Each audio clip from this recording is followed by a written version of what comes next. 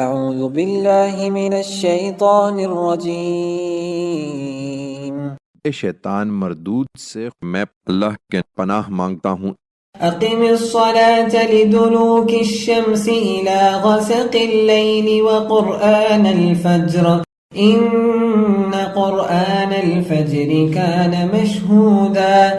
یہ مرحلہ یقیناً مشکل ہے، سو اس میں صبر و استقامت کے لیے سورج ڈھلنے کے وقت سے لے کر رات کے اندھیرے تک نماز کا اہتمام رکھو، اور خاص کر فجر کی قرات کا، اس لیے کہ فجر کی قرات روبرو ہوتی ہے۔